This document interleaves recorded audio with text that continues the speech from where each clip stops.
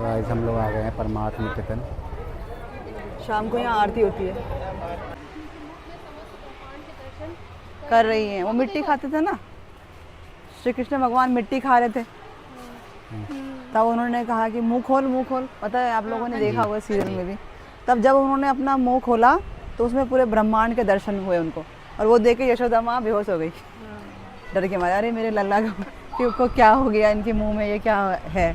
तो ये देखो, ये हम अपने बच्चों को बता सकते हैं, है ना, कि आजकल के बच्चों को पता ही नहीं है कुछ भी इन सब चीज़ों के बारे में। पता है जी? तो मैंने मूवी देखी है वो कृष्ण की। ये दैत्यराज बलि जो भगवान वामन को 3 पग भूमि दान कर रहे हैं, जो दैत्यराज बलि थे उनको वो बहुत बड़े दानी थे ना। तो भगवान ने कहा कि चलो हम इनकी ये परीक्षा लेते हैं। तो उन्होंने कि मुझे बस 3 पग भूमि चाहिए। तो उन्होंने कहा ठीक है। 1 पग में उन्होंने पृथ्वी, दूसरे पग में पूरे पाताल, सब कुछ सारा लोग। और उन्होंने कहा अब तीसरा पग रखने की तो मेरे पास ज़मीन ही नहीं है, कुछ भी नहीं है, अब मैं कहाँ रखूँ। तब उन्होंने अपना सर ऐसे उनके दिया और उन्होंने कहा आप मेरे भगवान मेरे सर पर तीसरा पग रखिए। तो इस तरह से उन्होंने अपना ये दान का जो वचन है पूरा किया। वामन उन्होंने उसमें बहुत बड़ा वो वामन रूप में। अवतार था ये। हाँ, ये विष्णु भगवान का वामन अवतार है। इस तरह का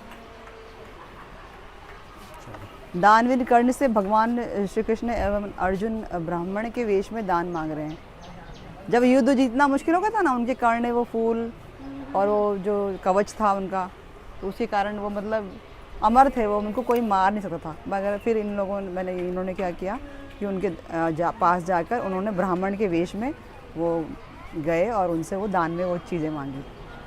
तब इनसे बड़ा भी दानी कोई नहीं है कि इनको पता था कि उनको ये भी पता था कि ये जो मेरे सामने वो और श्री कृष्ण भगवान और अर्जुन ही है, वो ये भी जानते थे। फिर इसके बावजूद भी उन्होंने अपने जो है उनको वो कवच निकाल के दे दिया। बड़ी बात है।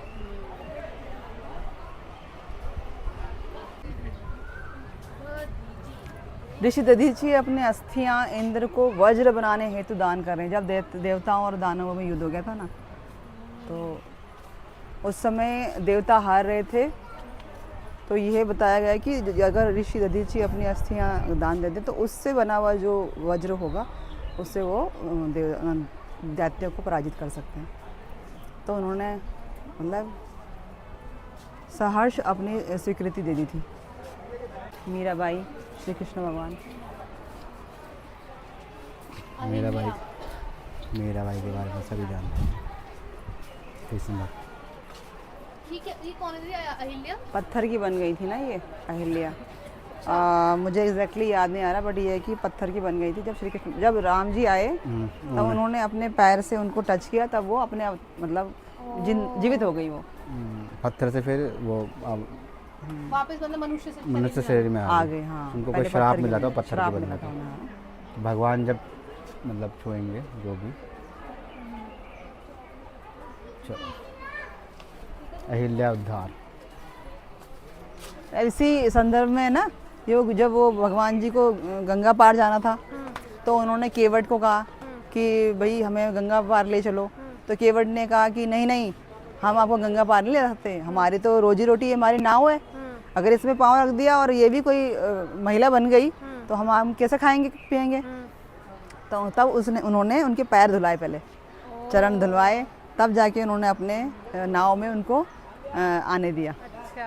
ऐसे उनको ये डर था कि ये हमारी नाव भी कहीं औरत ना बन जाए। ऐसा है। अपनी छाती चीरकर जनेऊ दिखाते हुए।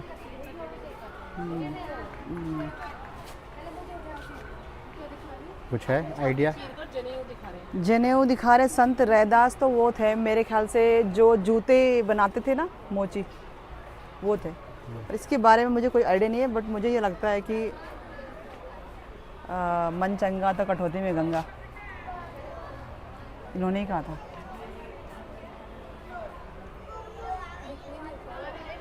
आ जाओ मम्मी, अभी बाहर निकल रहे थप्पड़ मारेंगे। जिनके बारे में पूरी तरह से पता नहीं है वो बोलना ही नहीं चाहिए। हाँ, इसके बारे में ये तो पता होगा आपको। पता श्री? नहीं पता इन्हें। ये श्रवण कुमार हैं, इनके एकमात्र पुत्र। इनके दोनों माता पिता अंधे थे। इनकी इच्छा थी कि इनको तीर्थ यात्रा करनी है, तो उन्होंने ऐसे एक झूला बनाया, दोनों माता पिता के बैठा के नंगे पाँव लेके गए उनको, पूरी तीर्थ यात्राएं करवाई। इसी श्रवण कुमार को राजा दशरथ ने गलती से वो शेर समझ के मार दिया था। जब ये अपने माता पिता के लिए पानी लेने गए थे ना, तो उससे आवाज़ ऐसे ही आती है जैसे एक शेर गरज रहा है, तो वो जाके उन्होंने बिना देखे मारा था। तब उनको श्राप मिला था, श्री राम आपके भी पुत्र होंगे और जो है जब आपकी मरण अवस्था आएगी तो वो आपके नज़दीक नहीं होंगे, आपके पास नहीं होंगे। तो ये तब उनको लगा था ये श्राप नहीं, ये तो मेरे लिए वरदान है, क्योंकि उनके तो बच्चे ही नहीं हो रहे थे, पुत्र नहीं हो रहे थे। तब इन सब चीज़ों से जुड़ी हुई तभी कहानियाँ हैं। ऐसा बोलते हैं ना, जैसे कोई बच्चा अपने माँ बाप की बहुत सेवा करता है तो बोलते हैं ना श्रवण कुमार। हाँ, श्रवण कुमार है बोलते हैं ना, कि श्रवण कुमार जैसा कोई बच्चा नहीं हुआ जो बोलते हैं अपने माँ हमारा बाप बेटा भी श्रवण कुमार जैसा हो। माँ बाप की यही इच्छा होती है। कहाँ है तुम्हारा श्रवण कुमार? दादा दादी के पास। वो रियल में श्रवण कुमार है। वो दादा दादी से वो तुम्हारे माता पिता की वो सेवा करता है। दादा दादी का श्रवण कुमार है बिल्कुल। ये। कि भगवान नरसिम्हा भक्तराज प्रहलाद की रक्षा हेतु दैत्य हिरण्यकश्यप का वध कर रहे ये हैं। पता सीरीज के बारे में? इसके बारे में पता है आपको? नहीं के पता। बारे में नहीं पता मेरे। ये जो हिरण्यकश्यप राजा था वो दैत्य था, वो भगवान की पूजा उसने मना करी हुई थी। मतलब मेरे राज्य में कोई भगवान की पूजा नहीं करेगा, लेकिन जो उनका पुत्र प्रहलाद था वो तो विष्णु भगवान का परम भक्त था। तो इसके लिए उन्होंने कई बार उनको यातनाएं दी, उनको पता नहीं कहाँ ऊपर पहाड़ से फेंका, गरम कढ़ाई में डाला, लेकिन वो भगवान का नाम लेते रहे और वो बिल्कुल मतलब उनको एक आँच तक नहीं आई। तो उन्होंने कहा कहाँ है तुम्हारा भगवान? यहाँ है, यहाँ है। हाँ मेरे भगवान सब जगह है। तो उन्होंने कहा ये खम्भे में भगवान है? उन्होंने कहा हाँ ये खम्भे में भगवान है। तो उन्होंने जब खम्भा तोड़ा तो नरसिंह के अवतार में ये अवतरित हुए भगवान नरसिंह, विष्णु भगवान। और उन्होंने तब उन्होंने उसका वध किया। उनको क्या वर भी लावा था? क्या ना धरती में मर सकते हैं हाँ, ऐसे ना मैं धरती पे मरूं, ना मैं आसमान पे मरूं, है ना? ना मैं सुबह मरूं ना मैं सुबह में ना मैं रात में। तो उस समय मेरे ख्याल से डॉन बोलते हैं ना, उस समय जो वो होती है कि ना सुबह होती ना शाम होती, बीच का जो वो होती है। हाँ दोपहर। नहीं दोपहर तो नहीं कहते उसको, बिल्कुल सुबह होने वाली होती है। उस समय को क्या कहते हैं मेरे को भी याद नहीं आ रहा है। तो उस समय उन्होंने उसको अपने शरीर के ऊपर रख के, ना वो धरती पे थे ना वो आसमान में थे, और ना उन्होंने कोई अस्त्र से मरूं ना मैं शस्त्र से मरूं, यही बोला था। तो उन्होंने अपने नाखूनों से उनको चीर दिया था, ऐसे उनका वध किया था। मतलब अगर बुरा आदमी जितना भी कंडीशन रख दे कि मैं ऐसे ना मरूं वैसा ना मरूं, हाँ, मृत्यु तो सबकी है। हाँ नहीं, भगवान जब मृत्यु आएगी तो भगवान उसको मार ही देंगे। तो प्रहलाद तो विष्णु भगवान फिर नरसिंह अवतार में आए थे। हाँ, क्योंकि वो ना उन्हें इंसान मारे ना वो जानवर मारे, ये भी बोला था। ये सारी कंडीशन थी ना, तो वो इंसान और जानवर मतलब ना पूरी तरह इंसान थे ना पूरी तरह जानवर थे वो। नर और सिंह, नर मतलब इंसान आदमी और सिंह मतलब शेर। तो नरसिंह अवतार में भगवान ने आके देखो कितनी सारी कंडीशन रखी थी उसने, फिर भी वो मतलब हाँ। फिर से बता दो कंडीशन। कंडीशन ये थी कि उन्होंने कहा था कि जो हिरण्यकश्यप थे दैत्यराज, उन्होंने कहा था जब मेरी मृत्यु हुई हो तो ना मैं ज़मीन में हो ना मेरा मृत्यु आसमान में हो, ठीक है, और ना मुझे कोई मतलब राक्षस मार सके, ना मुझे इंसान मारे, या ना मुझे कोई नर मारे, ना कोई मुझे राक्षस मारे, सॉरी जानवर मारे, और इसके अलावा ना मेरी मृत्यु अस्त्र से ना शस्त्र से, किसी चीज़ से ना हो।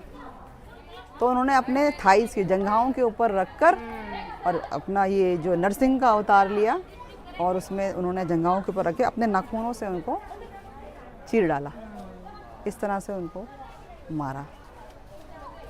समझी? नहीं पता नहीं। किसी अस्त्र शस्त्र का प्रयोग नहीं हुआ। आज बताएं बेटा, जो हमारा जो पुरानी कथा कहानियाँ हैं वो सुनो, रोंगटे खड़े हो जाएंगे। भगवान के जो एक जो उन्होंने रूप लिया उन सबके पीछे कितने कितने उनके बहुत सारे कारण है, रीजन है, बिना रीजन में कुछ भी नहीं है। सब चीज़ के पीछे कुछ ना कुछ। ये जो जटायु, ये पता है इसके बारे जटायु के बारे में पता है आपको? हाँ क्या नाम है? राम बताओ। हाँ बताओ। रावण ने मार दिया था ना जटायु को। ये जब बचाने के लिए थी। जी हाँ बिल्कुल सही। चलो ये बात तो पता है हमारे बच्चे को, अच्छी बात है। जब सीता हरण हुआ था तो जटायु ने देखा कि मतलब रावण जो है किसी स्त्री को लेके जा रहा है, तो उन्होंने कहा कि मतलब मैं उसको बचाऊंगा, और वो बचाने के लिए गए आगे। तो रावण ने तो पहले कहा हट जा, माने नहीं वो। तो उन रावण ने ही तलवार से जो है उनके पर काट दिए थे। तब वो जब नीचे ज़मीन पे गिरे और जब सीता की खोज में वो आ रहे थे तब तक वो जिंदा ही थे, जीवित थे। तब उन्होंने राम जी को बताया कि ऐसे ऐसे रावण जो है यहाँ से एक स्त्री को लेके गया, वो माता को लेके गया।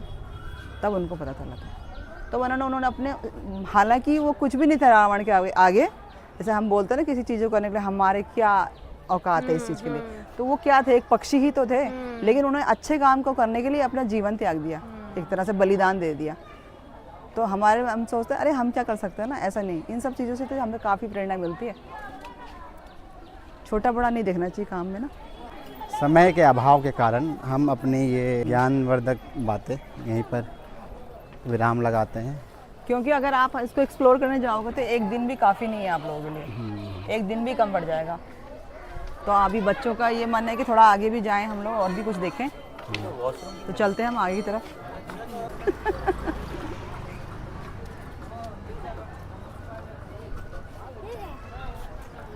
यहाँ भी कुछ था, अब नहीं है। अभी लग जाएगी। वो देखो ऊपर, अरे होटल रेस्टोरेंट ये सब बन रहा है। ये मसूरी जाने का रास्ता है क्या? नहीं नहीं, अरे नरेंद्र नगर, मसूरी से बेटा वो देहरादून की तरफ से जाने का रास्ता है।